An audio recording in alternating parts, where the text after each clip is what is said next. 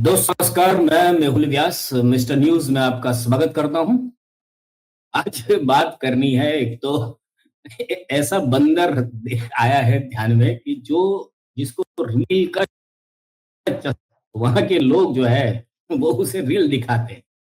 और एक बूढ़े का वीडियो है जिसमें वो जो साहब है नॉन बायोलॉजिकल भर भरे गालियां दे रहे हैं और अच्छे शब्दों में दे रहे हैं।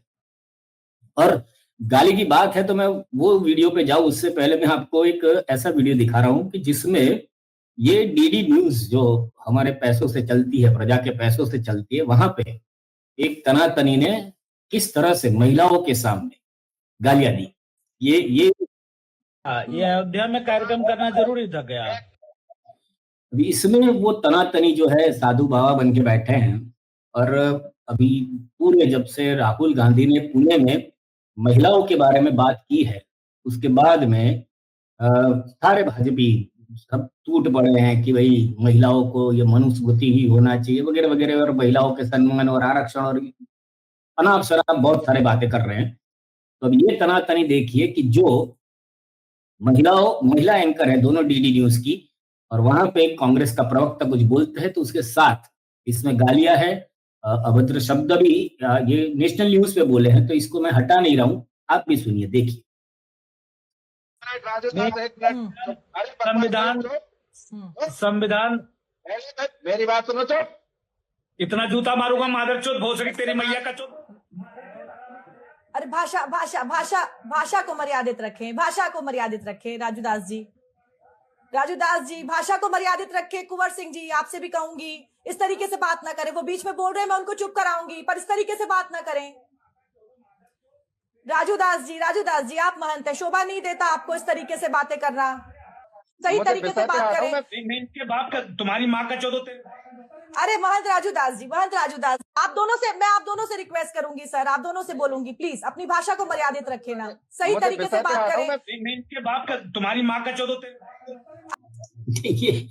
ये इनको ज्यादा सुनने जैसा नहीं है क्योंकि ये सनातनी है, इनको धर्म का बहुत ज्यादा ज्ञान है और महिलाओं का सम्मान इन्हें ज्यादा आता है।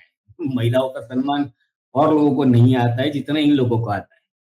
तो है एक और ऐसा ही एक वीडियो है जिसमें दिल्ली पुलिस ने कोई एक दबंगाई जो था ये भाजपा का, जिसको धर दबोचा कि भाई वो उसको पुलिस स्टेशन पे ले जा रहे थे कि ये जो आरक्षण और वगैरह सब मामला चल रहा है वहां पे जंतर मंतर पे, अभी उनको अभी हिंदू धर्म में भी आरक्षण का मामला डाल के अभी दलित और SC ST से अपने आप को ऊपर रखना है। वैसे वाले जो लोग हैं वो लोग में से एक कोई राज सिंह शेखावत नाम का कोई दंगाई था जिसे पुलिस ने डिटेन कर दिया।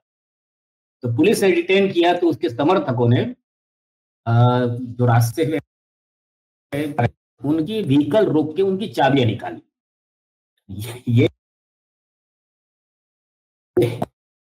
ये न्यू भारत आप भी देखिए कि किस तरह से लोगों की चाबियां निकाली। गाड़ी चाबी सर प्लीज रिक्वेस्ट कर रहे हैं आपसे, आप मेरी बात को समझो। बच्चा बैठा है, समझिए बच्चे को।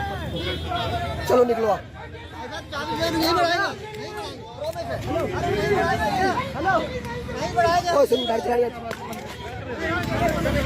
क्या सर क्यों वो एनकाउंटर करने लेके जा रहे हैं? एनकाउंटर करने लेके जा रही है लोग। गाड़ी निकालो बाहर, एनकाउंटर करने लेके जा रही है ये लोग। अब बाहर निकलो, बाहर निकालो, बाहर निकालो, बाहर निकालो। यानी ये कहाँ का न्याय है कि अगर आपके किसी नेता को पुलिस ने पकड़ लिया है तो आप रास्ते से जा रहे किसी भी इंसान की गाड़ी की चाबी निकाल लोगे, बाइक की चाबी निकाल लोगे और अपनी मांग पुलिस से मनवाओगे। पर ये न्यू इंडिया है, इस नए भारत में सब कुछ हो सकता है। क्योंकि देखिए इसमें अभी बोलने जैसा इतना ज्यादा कुछ है नहीं, क्योंकि इनको गालियां भी अभी तो गाली भी अपने आप को गाली दे रही है कि लोग इस देश की सत्ता में बैठे हैं जो टनाटनी सनातनी है। जो अभी देखिए दिल्ली में जो आरक्षण वाला मामला है उसमें सवर्ण अंदर घुसे हैं, तो सवर्णों को अभी चाहिए कि उनको SC ST OBC उनसे भी इनको घृणा है। यानी इनको तकलीफ हर जगह पे है। इनको ऐसा है कि भाई आरक्षण हटाओ, जबकि नरेंद्र मोदी, राजनाथ सिंह ये सारे बोल चुके हैं। और नरेंद्र दामोदर दास मोदी जो खुद पहले सवर्ण था, उसके बाद में गुजरात का सीएम, वो अपने आप को ओबीसी में घुसा दिया। तो इनके लिए हिंदू धर्म से ज्यादा कुछ और ही बहुत महत्व का है। इसीलिए चलिए अभी अपने मुख्य मुद्दे पे आते हैं कि जो एक रीलबाज बंदर बन गया है, क्योंकि मोदी साहब ने जब से बिहार में बोला था कि रील बनाना भी एक नया रोजगार है, इसीलिए तो देश की बहुत सारी महिलाएं, वो मेरिट की एक तो पुलिस वाली थी, उसने भी, आज मैं तो सस्पेंडेड है खैर। तो वैसे ही अभी बहुत सारे लोग निकले हैं, सबको रील बनाना है, सबको कुछ ना कुछ करना है, रोजगार कमाना है। और तो कोई रोजगार सरकार दे नहीं रही है, रास्ते अच्छे दे नहीं रही है, प्राथमिक जो हमारी सुविधाएं होती है स्कूलों में वो भी नहीं दे रही है। अच्छा ये रील बनाया जाए।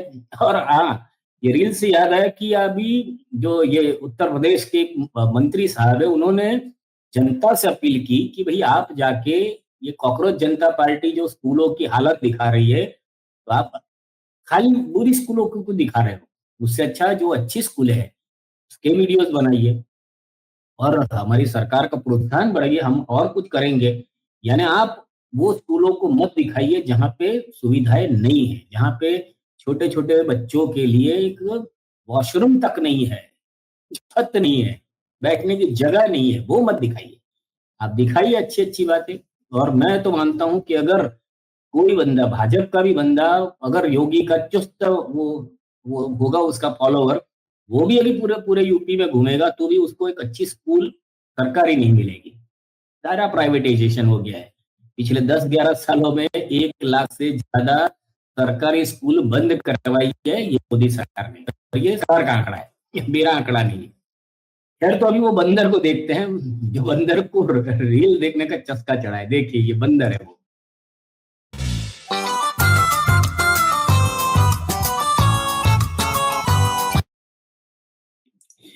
इसका इसलिए ये कॉपीराइट हमको ही लगते हैं जो जन हित की बातें कर रहे हैं, सब आता है। पर ये बंदर साहब है, उनको आते जाते लोगों को पकड़ पकड़ के वो रील देखता है। वो कौन से टॉपिक का देखता है वो पता नहीं, पर रील देखता है। बोलो, अभी इस देश में बंदर, यानी ये समझ में नहीं आ रहा है कि इस देश में रील देखने वाले बंदर हैं या बंदर ही रील देखते हैं। रील बाज जो बंदर है वो तो आपने देखा।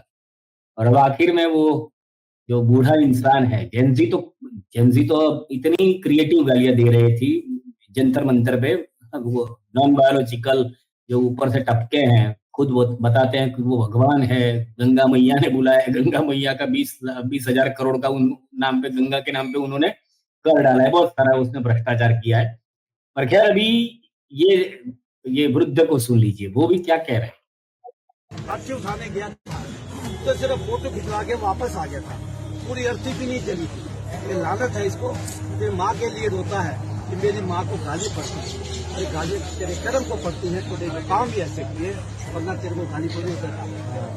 नरेंद्र मोदी कान खोल के सुन लो, तुमको लाने वाला मैं हंसराज भूटानी हूँ। 2013 में मोहन भागवत ने पूछा था मेरे से कि भूटानी जी 2014 में कौन? मैंने कहा था 2 ही शेर बैठे हैं, जाके उठाना उनको। कौन से? मैंने देखा नरेंद्र और अमित शाह को। इनका कहना है कि भाई जो अपनी माँ को 2-4 हजार रुपए नहीं दे सकता, वो इंसान कितना गाली खाने के लायक ही है। नोटबंदी की गई तो उस वक्त मैं समझता हूँ किसी भी ऐसे इंसान ने जिसको माँ के प्रति अपना प्यार है, सम्मान है, उस व्यक्ति ने अपनी माँ को एटीएम की लाइन में खड़ा नहीं रखा। वो खुद जाके खड़े रहते थे 8-8 घंटे, 10-10 घंटे, और कुछ नोट मिल जाते थे तो उससे वो गुजारा करते थे। एकमात्र केवल ये बहुत महापुरुष थे जिनको अपनी माँ को एटीएम की लाइन में खड़ा रखना पड़ा। वो भी देश के प्रधानमंत्री की माँ को 2-4 हजार रुपए की जरूरत पड़ गई। और ये इतना घटिया, यानी इंसान फिर रोता रहता है, मुझे मेरी माँ को गाली दी, मुझे ये कहा। पर आप कार्य ऐसा करते हैं तभी कोई गाली देता है। अगर आप रास्ते से जा रहे हो, आप दोस्तों के साथ बैठे हो, आपको कौन ऐसी गाली देगा? और आप जब देश के बड़ा प्रधान जैसे बहुत महत्व पद पर बैठे हैं और वहां बैठकर आप इतनी ओछी हरकतें करते हैं, तो फिर आपको खाने के लायक ही है। तो खैर आपको क्या लगता है कि भाई इस देश में बंदरों को रेल देखनी यानी रील देखने वाले बंदर है, जो आपको जो लगता हो कमेंट करके बताइए। और चैनल को सब्सक्राइब नहीं किया है तो कर लीजिए, क्योंकि आप भी तो वो दिमागी नक्सल बनिए और सवाल उठाइए, सवाल पूछिए। भारत माता की जय।